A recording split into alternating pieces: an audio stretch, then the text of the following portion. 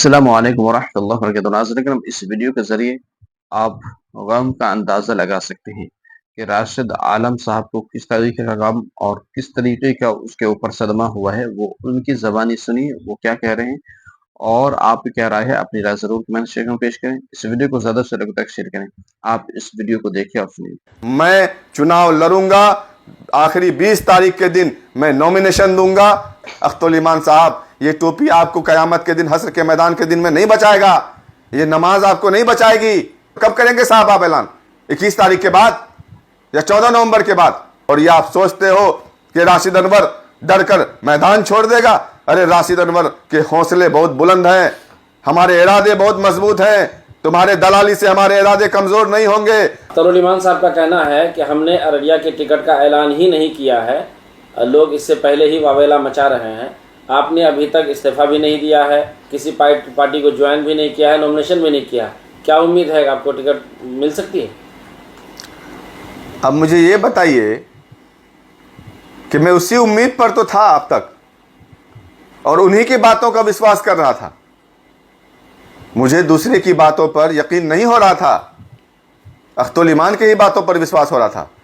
लेकिन आज से 4 दिन पहले ये जनाब अख्तुल ईमान साहब ने फ़ोन उठाना बंद कर दिया, बात करना बंद कर दिया।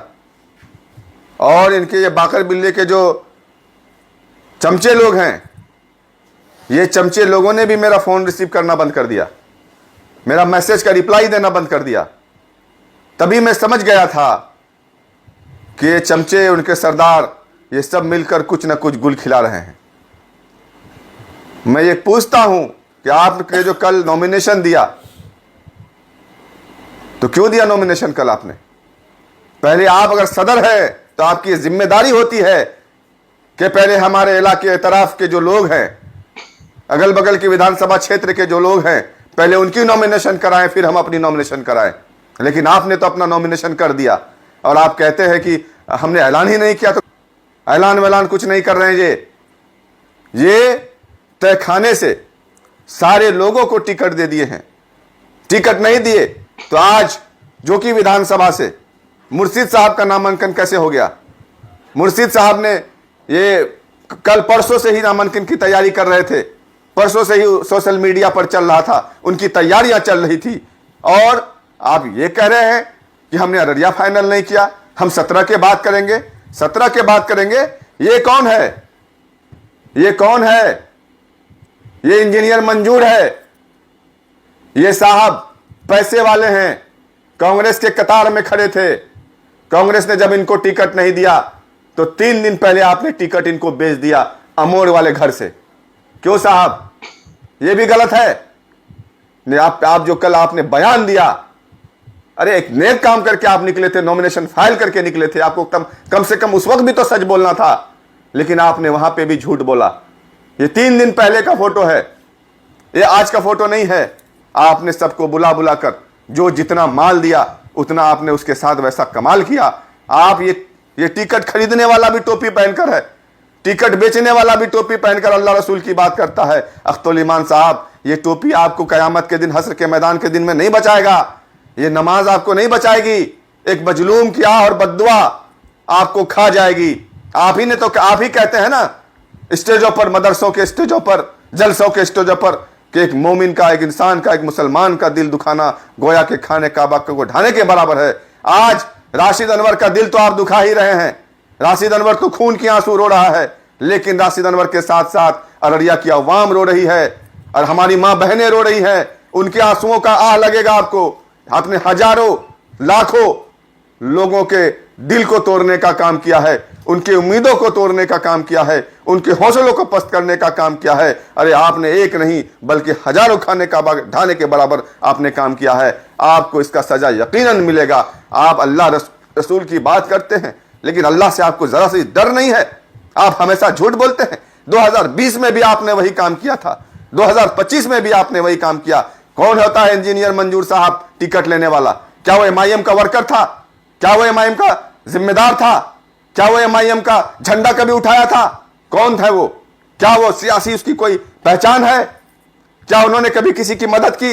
उसके गांव के लोग उसको जानते हैं। अरे वो परदेसी पटना में रहते हैं, अभी जो मौजूदा एमएलए हैं अबीदुर रहमान साहब, जिनको फिर से टिकट मिला है, उनके रिश्तेदार हैं, उनके चचा के दामाद हैं, अबीदुर रहमान साहब के बहनोई हैं। आपने सांठ गांठ कर लिया कि अगर राशिद अनवर एमआईएम से चुनाव लड़ता है, सर्वे कहती है कि एमआईएम अररिया से जीत रही है, इसलिए आपने इंजीनियर मंजूर को टिकट दे दिया कि वोटों का बंटवारा हो जाएगा और अबीदुर रहमान फिर से जीत जाएंगे। आपने सौदा किया है और इस सौदा 2 करोड़ में हुआ है। बाकी मैं तो नहीं देखा अपनी आंखों से, ये बता रहा है ये चीज कि जो एक परदेसी जो 3 दिन से पहले से कांग्रेस के कतार में खड़ा था और आज वह 3 दिन के बाद अचानक से आकर सिंबल लेकर अपने घर में चला जाता है और आप कहते हैं, उसे हिदायत देते हैं कि किसी को फोटो मत दिखाइएगा, किसी को बताइएगा नहीं, चुपचाप नॉमिनेशन फॉर्म रेडी कर लीजिएगा और आखिर दिन में जाके पर्चा दाखिल कर दीजिएगा। जब सिंबल आएगा तब प्रचार प्रसार करिएगा। और आपने हमें गुमराह करने का काम किया। आप हमें नहीं बल्कि उन तमाम तर लोगों को गुमराह करने का काम किए जिनको आप ये कल कह रहे थे कि हमने अभी तो ऐलान ही नहीं किया, हमने तो अभी ऐलान ही नहीं किया। कब करेंगे ऐलान साहब? 14 नवंबर के बाद। अरे हम तो अभी तक पार्टी में बने हुए हैं, हमने तो रिजाइन नहीं दिया, हमने तो जनाब बैरिस्टर असदुद्दीन ओवैसी साहब की मुखालफत नहीं की।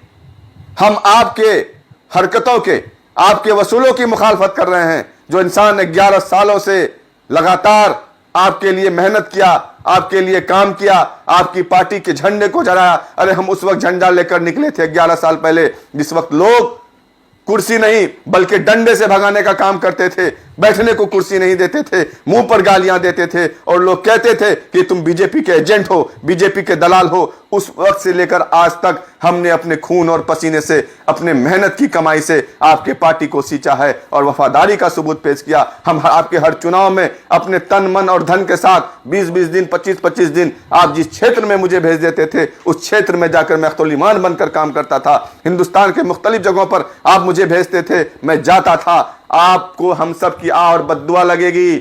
आपने टिकट बेचने का काम किया है, टिकट आपने बेचा है। ये टिकट खरीदने वाला भी टोपी पहनकर है और आप भी टोपी पहनकर लोगों को सिर्फ धोखा देने का काम करते हैं। अरे अल्लाह से डरिए। कल हश्र के मैदान में अल्लाह ताला को क्या मुंह दिखाइएगा, क्या कहिएगा?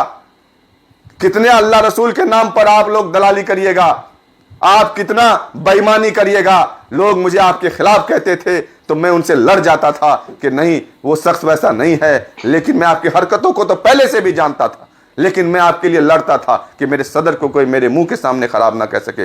लेकिन आज मुझ तक बात होती तो मैं शायद नहीं बोलता। मैं अब तक बहुत ज्यादा नहीं बोला था, अब ना ही बोलूंगा। लेकिन मेरे लोग, उनके आंसुओं का हिसाब आपको देना होगा। आपने उनकी उम्मीदों को तोड़ा है, आपने उसके भरोसों को तोड़ा है।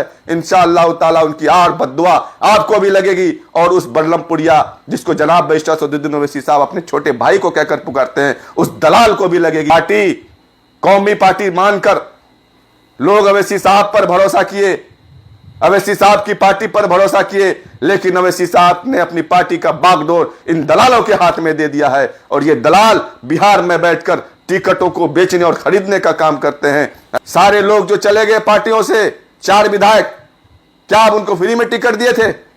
आप उनको गद्दार कहते हैं जाकर स्टेजों में। वो सब पार्टी के वर्कर थे, पैरासूट थे, चांद रात को जाकर आपके पास गए और आपने उनको टिकट दे दिया मुंह मांगा रकम में, और वो भागेंगे नहीं तो क्या करेंगे? आप यकीन मानिए, ये लोग अगर जीत भी जाएंगे, ऐसे लोग, ये लोग भी कल को भागेंगे और फिर जाके आप रोना रोएंगे तो आपका रोना देखकर लोग आपकी हिमायत नहीं करेगा बल्कि आपका स्वागत दूसरे तरीके से करेगा। टिकट कटी थी, मेरी मेहनत जाया गई थी, आपने मेरे टिकट को बेच दिया दूसरे के हाथों में, इसलिए मैं रंजीदा था, मैं सदमे में था। ये विनिंग सीट थी, सीट जीत रहे थे हम लोग। अररिया के लोगों का साथ हम पर था, मेरा साथ था, उनकी उम्मीदें हमसे जुड़ी हुई थी। लेकिन आपने देखा कि राशिद अनवर बोलने वाला है, निडर है, लोगों के लिए हमेशा 24 घंटा खड़ा रहने वाला है। ये एमएलए अगर बन जाएगा, बोलेगा सदन में और हमारी रसूख घट जाएगी। अख्तुल-ईमान साहब कितने मुफाद परस्त बनेंगे आप? कितनों को रोकेंगे? कितनों को रोकेंगे आप? आप रोक नहीं पाएंगे। जब खुदा जिसको चाहेगा वही उसको बुलंदियों तक पहुंचा सकता है। खुदा जब चाहेगा उसको जमीन में भी गाड़ सकता है। मैं अपने टिकट के कटने से एमएलए बनते बनते मैं रह गया, लेकिन मैं आज अपने अवाम के साथ, मैं अवाम से भी कहना चाहता हूं, मेरे चाहने वाले अवाम से, आप रोए नहीं। आपने को जितना रोना था आपने रो लिया। आपके एक एक आंसुओं का बदला ये अख्तुल ईमान और आदिल हसन को देना होगा, और इनके जितने भी बाकर बिल्ले के जो भी चमचे हैं, इन तमाम तर चमचों को देना होगा। मैं ये कहता हूं अररिया अपने लोगों से, आप हिम्मत और हौसले को मजबूत करिए। राशिद अनवर अब आज अपने दिल को तसल्ली दे चुका है, अपने हिम्मत और हौसले को मजबूत करके ये अज़म करता है कि मैं एमएलए बनूं या ना बनूं, लोग मुझे वोट दे या ना दे, मैं जिस तरीके से अवाम की खिदमत कर रहा था उसी तरीके से मेरी जिंदगी जब तक कायम रहेगी मैं अवाम के लिए खड़ा रहूंगा। उनकी खिदमत अपने सलाहियत के हिसाब से मैं करता रहूंगा। और ये आप सोचते हो कि राशिद अनवर डर कर मैदान छोड़ देगा? अरे राशिद अनवर के हौसले बहुत बुलंद हैं, हमारे इरादे बहुत मजबूत हैं। तुम्हारे दलाली से हमारे इरादे कमजोर नहीं होंगे। राशिद अनवर के साथ अवाम खड़ी है, उनके आंसू खड़े हैं, उनके इरादे खड़े हैं। आज देखिए आप, कल हमारे लोग आए, तकरीबन मैं मानता हूं 600-700 लोग आए। ये लोग जो आए थे सबकी आंखें लाल थी, सबकी आंखें सुर्ख थी, सब रो रहे थे। मैं भी उधर रो रहा था, हमारे लोग भी रो रहे थे। ये लोगों ने मुझे कहा कि आपको चुनाव लड़ना है, हम लोग आपको चुनाव लड़ाएंगे। अरे वोट देने के लिए अख्तुल ईमान आएगा, वोट देने के लिए आदिल आएगा। पार्टी को वोट कौन देगा? यहाँ की जनता देगी। यहाँ की जनता राशिद अनवर को वोट देगी, पार्टी को वोट नहीं देगी। इसीलिए मेरे हौसले को और मजबूती मिली। इंशाअल्लाह ताला मैं चुनाव लड़ूंगा।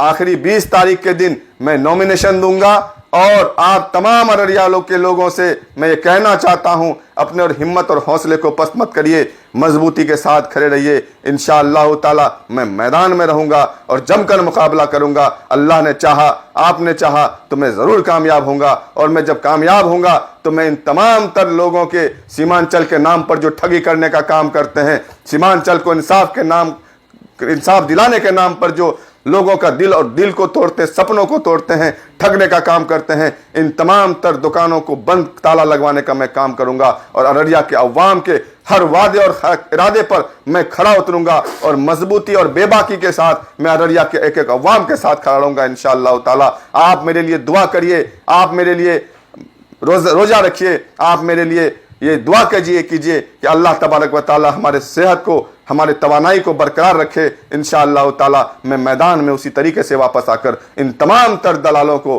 भगाने का काम करूंगा।